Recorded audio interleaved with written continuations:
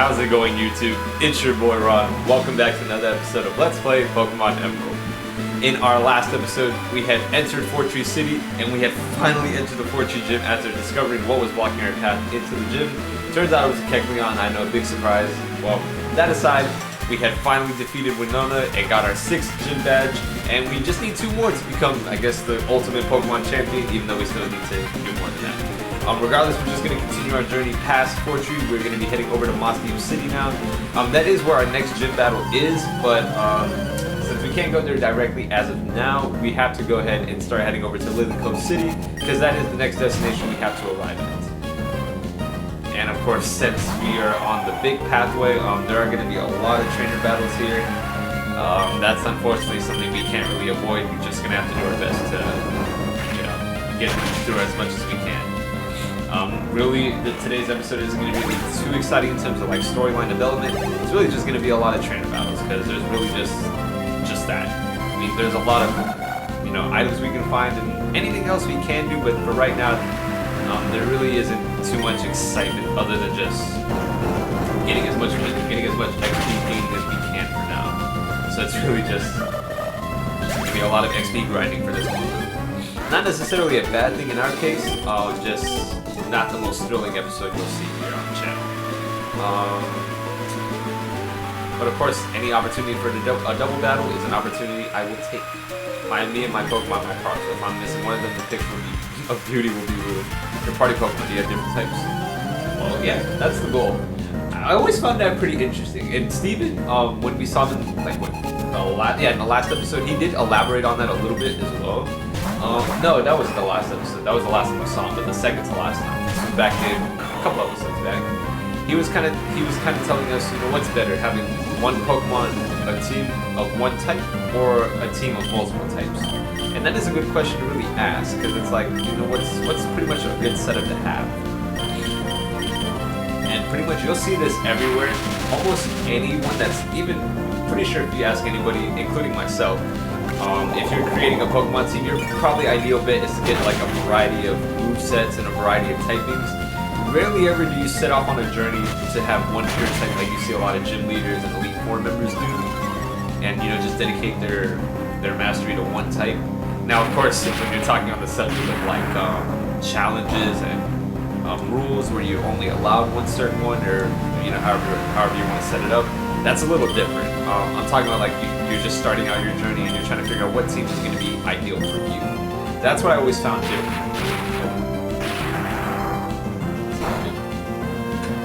I didn't do that much.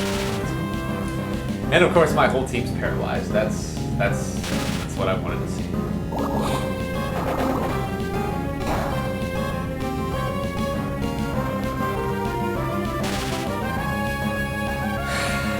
What are the odds both my Pokemon get freaking paralyzed? Alright.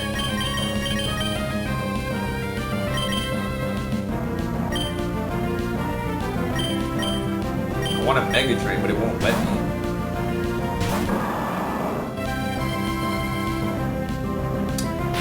It's only going for Fruit of the Loom. That actually makes me a little mad.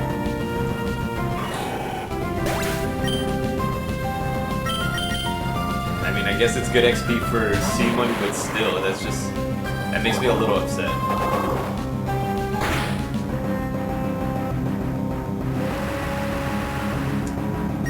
At some point I may have to consider skipping through some of this, but for right now, just get rid of these. I hate this right now. It's pissing me off. That just makes no sense.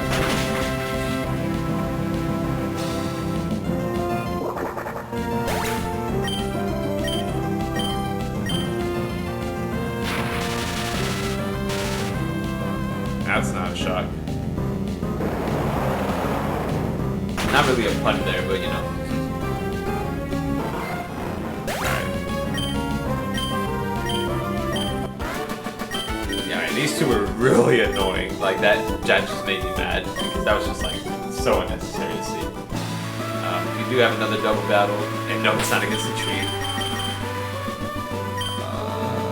Paralysis. All my paralysis just gotta use a revive too.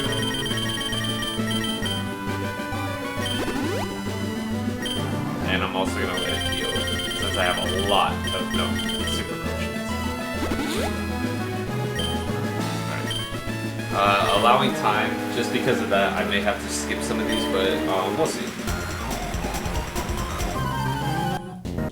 Yeah, since it's multiple Pokemon, yeah, I'm just gonna go ahead and let this get through. Although I kind of already elaborated on what I am going to be doing in today's episode, the other goal is part of the storyline again with Team Aqua and Team Magma. While Lilyco City is the next destination, we may have to divert from that for now. Or if this, I don't remember how Emerald does it, if it allows you to or not. But part of where we need to go is to Mount Prye. That's what one of the Team Aqua Magmas was talking about. Since Team Aqua and Team Magma are there right now, they're trying to do their thing. It's best that we head over there and see what's going on.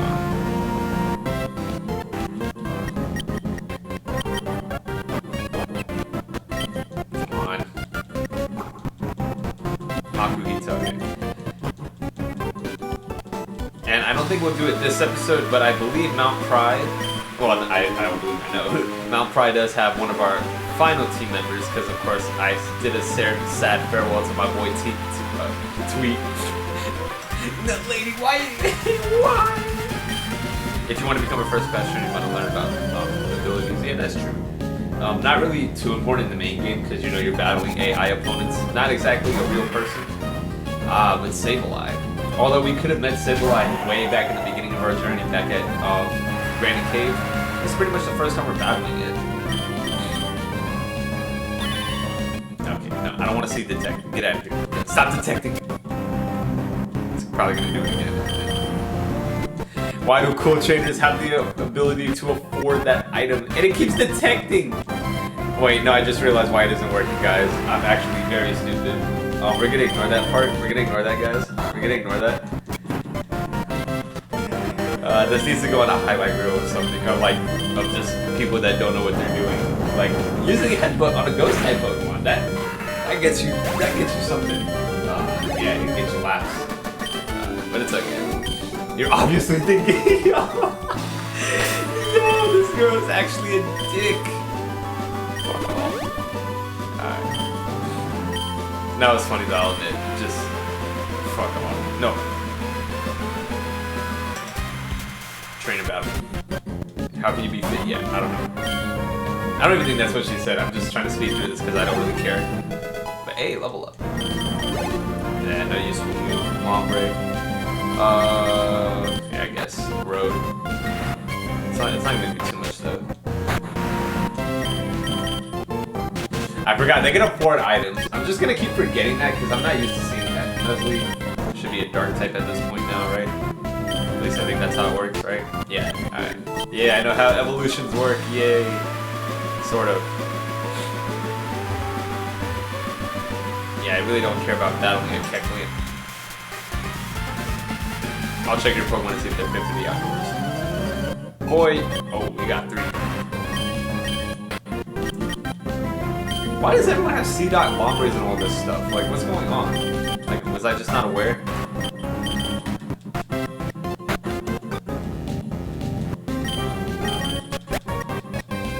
No. Yeah, this person has the same pokes as the other one, except... Actually, I don't remember. I know Nuzleaf and Lombre were the same. No, but he had C-Dot. Okay, no, it's just the first one that's different. Other than that, it's basically the same team. No new move yet. Get out of here, Lorenzo. Your Pokemon needs some evaluation, because that was horrible. Oh, gotta go fast. Gotta go. No. Gotta go. No. Oh, a nugget. I can sell that for some good money.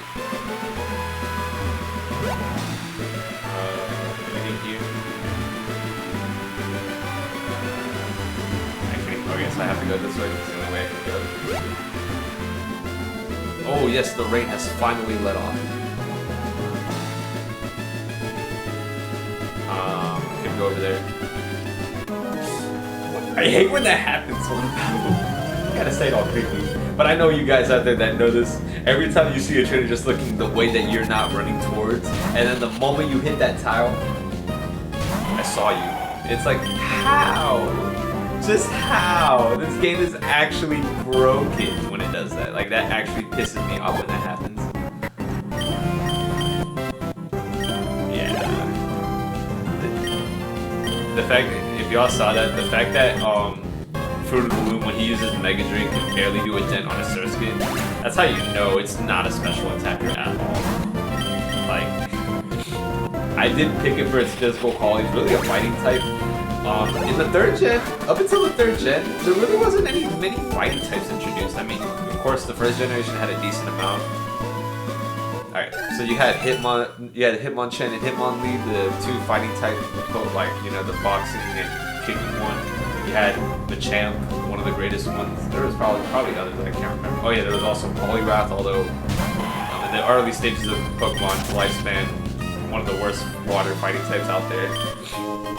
Even to this day, still kind of is. And then 2nd gen, 3rd gen didn't really introduce too much. I mean, you do have in 3rd gen Makuhita with Hariyama.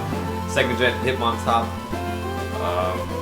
But Heracross. Heracross is also a bug type of bug fighting. Heracross was a good addition because of that, for that reason. But like I said, not too many. But one thing that didn't help though is that they really didn't introduce too many fighting moves. Like 1st gen, the only fighting move that existed was what, Karate Chop. I don't even remember if it was Karate Chop. It was something. Or was it Low Kick? I don't remember. But even like in 1st gen, Karate Chop wasn't even considered a fighting type move. It was a normal type move, and it's like, it's in the name. How can it not be a fighting type move? Like, that's the thing that made no sense in my head when I saw that. Like, I instantly thought Karate Chop would have been a fighting type, but no, it's not. And it's like, luckily the 2nd gen did bring in, what is it? Cross Chop, which only very few could learn, but it was a powerful fighting type. Very inaccurate, but very powerful. Well, inaccurate. The other inaccurate move was Dynamic Punch. Not as powerful as Cross Chop. No, it was just as powerful as Cross Chop. But the problem with Dynamic Punch was it was a half and half chance of working. And also, with that low accuracy, it didn't really make it ideal. But you did get 100% confusion out of it, which I guess that could have been helpful, depending on who you were. But the 1st gen move, I just realized it was Submission. The reason Submission was not viable is because it did recoil damage, and it wasn't even accurate either. And that made it kind of gimmicky, but it didn't really make its use too justifiable, honestly. That's why fighting types really weren't like the problem in the 1st gen, I would think. 2nd gen helped, 3rd gen added some more, but still didn't really make them too prevalent. Yeah, I'm gonna ignore that Pokeball somewhere. Alright, so we now entered Route 21. I do want to enter this double battle. No, okay, that's what I get for being stupid. Okay. Oh, Duskull. It's first introduction to Duskull. There we go. For those who aren't familiar, and before I say that, introduction to Shuppet as well. 2 ghost types that were introduced into the 3rd gen. Similar to fighting types, I can elaborate on that a little bit later. But Duskull and Shuppet are supposed to be like somewhat counter opposites of each other in this 3rd gen. Duskull is meant to be more defensive type, and Shuppet, while not really offensive, is slightly more powerful than Duskull. I wanted to battle both of you, but I messed up, and I could have just used Rock Tomb. What's wrong with me? There we go. And a Beautifly, now I'm keeping it. But of course, we'll be able to see both of those Pokemon very soon when we go to our next landmark, which should be coming up not too long from now, depending on what I have to do. Alright, more trainer battles, TP, might have to do those. Yeah. But for now, I'm gonna let C-Money take a break. I'm gonna let Fruit of the Loom take over first. Unfortunately, he's not gonna be seeing too much action, so I'm gonna need to boost up his. There we go. His XP some more. Stop. Hey, have a good look at my precious Pokemon. I don't really care. Oh, Kecleon. Oh, it's a good thing I switched. That was actually the worthy call. And it's the Viper's next. Alright. I'm gonna let Hoenn handle. Oh, I could have let Azumarill. Viper, one Pokemon we haven't seen too much yet, or I think at all. No, I think we have seen it. Pretty much to elaborate more if I haven't already, Viper, pretty much just the 3rd gen Pokemon. Viper and another Pokemon we've seen a couple times already, Zangoose, are supposed to be like rivals in this game. Nasty folks when they see each other, you know, don't want to get in between their conflicts. Enough of that.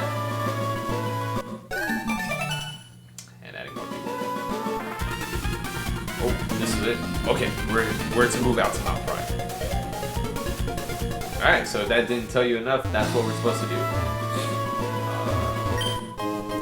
Ooh, sick. Just laying down right there, but one thing to mention though is this important building right here. While I could go to Mount Prye, I'm actually gonna dedicate that for the next episode. What we can do, just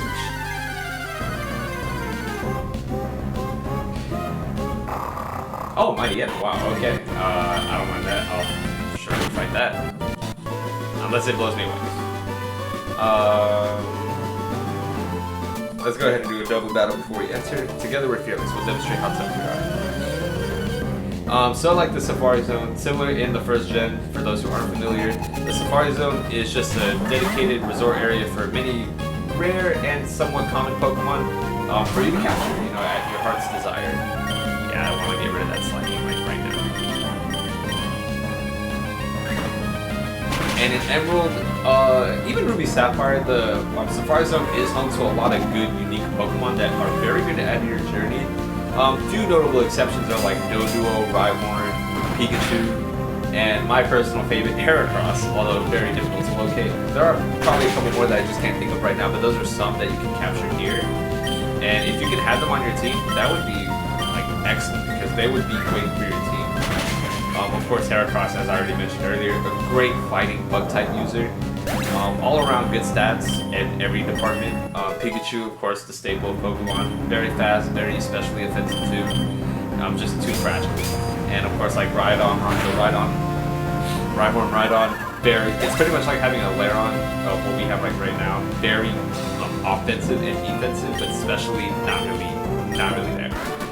And what is it? Doduo. Out of Gen 1, Doduo and Dodrio were like my favorite. Just because they were like one of the best normal flying type users based on their stats. Alright, so we'll dedicate this last few moments for the Safari Zone. Yeah, we can see many rare kinds.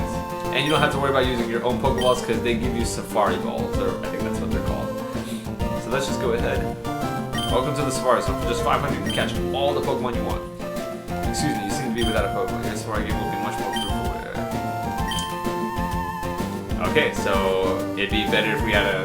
Okay, so instead of making... let me see what I want to do here.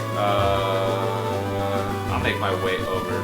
I'll do these trainer battles since I'd rather focus on the Safari Zone than here. So give me a few minutes to get there.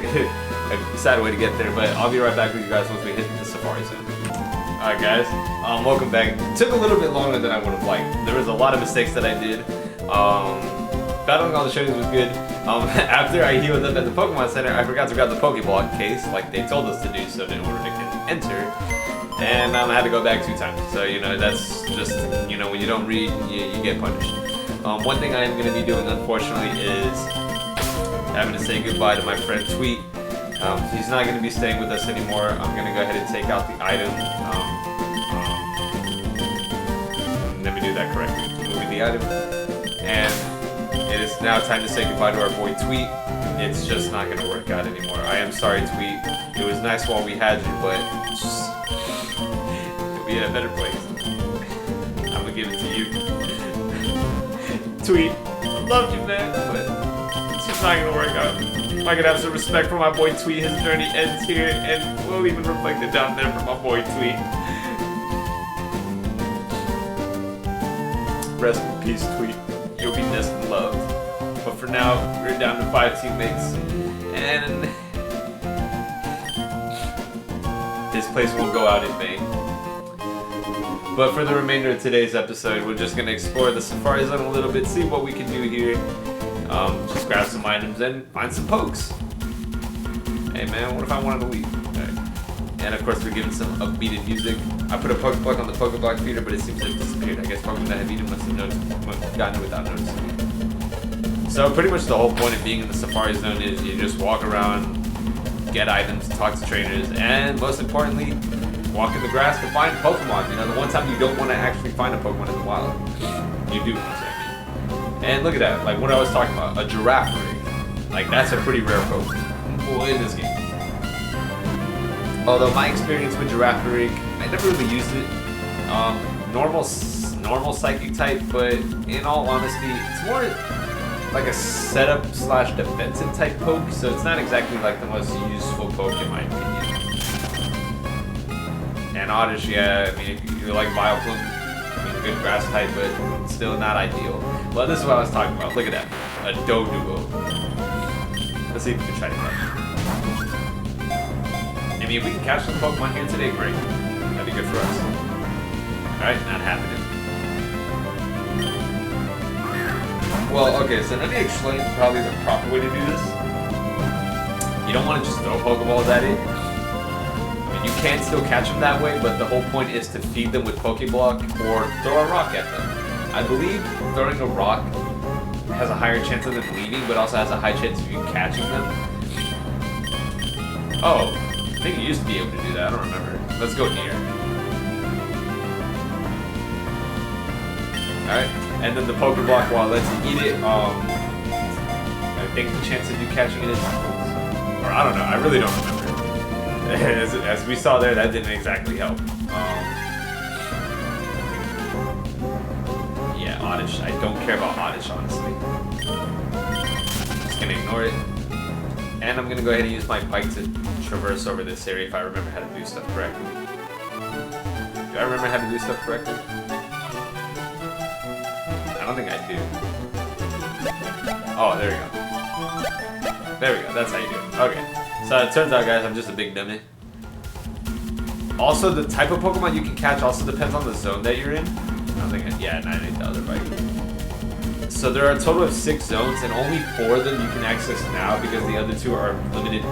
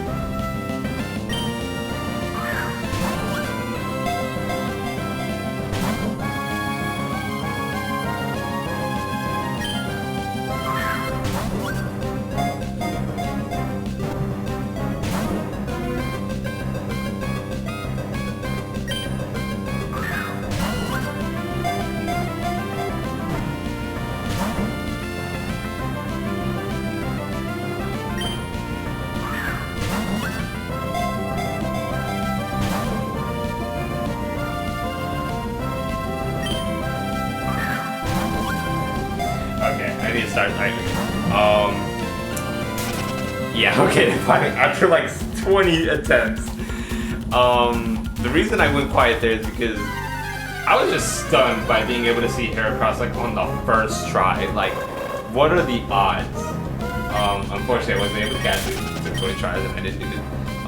Obviously, I was just too stunned to really do anything.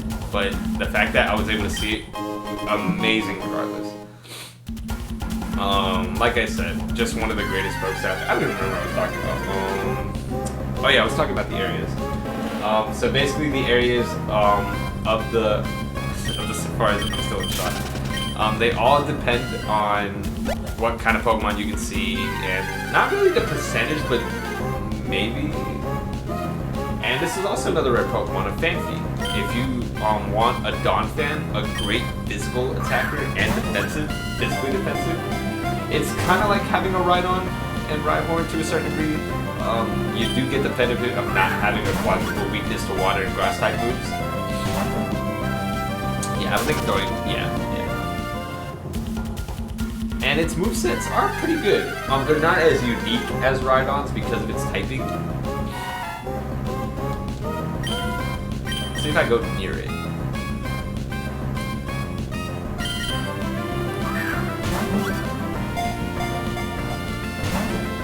I'm not going to be able to catch anything. But hey, you guys can see the kind of rare and nice Pokemon you can get here. But of course, to finish elaborating on what I was talking about, each of the areas just depends on the Pokemon that you can find and sometimes even the percentages. The last two areas, you are blocked off from seeing those until you complete the game, meaning post Elite Four. Oh look, but we caught a Fanfi! Long-nosed Pokemon. Fanfi's big ears serve as broad fans. When it becomes hot, it flaps the ears bustily to cool down. Even the young ones are very strong, which is true. If I give it a nickname, I'm gonna call it, I don't know, I'll call it Tusks. I'm gonna call it Tusks. Alright, other than that, there's really not much we can do here. We find another Fanfi. Also, the way to leave the Safari Zone is if you want to, retire, or you just waste all your Pokeballs like I did trying to capture a freaking Heracross. I'm just gonna go ahead and skip through a lot of this, because honestly, it's not much to do, and that's about it. So I'm gonna leave it at this. If I find a Heracross, I'll go ahead, but I don't think I'm gonna have any luck doing so. So in the misery you guys just saw me do and the excitement at the end, we're gonna leave it here for today. So guys, thank you so much for watching today's video, and did hope you enjoyed. So of course, after getting our 6th gym badge and heading on towards Lilycove City, just continuing exploration, lots of trainer battles, and of course we entered the Safari Zone to see what we can see here. Saw lots of rare Pokemon, and I got stunned by one of them because of just the can't believe it, and couldn't catch it. But of course, that's it for today. And of course, next episode, while we do have to head over to Lilycove, Team Aqua, of course, have plans at Mount Prye, which is definitely going to be our next destination, because we have to know what's going on there, and we have to, of course, stop them. So this has been your boy Ron, and until next time, I will see you guys as we start heading over to Mount Prye. I will see you then. Take care.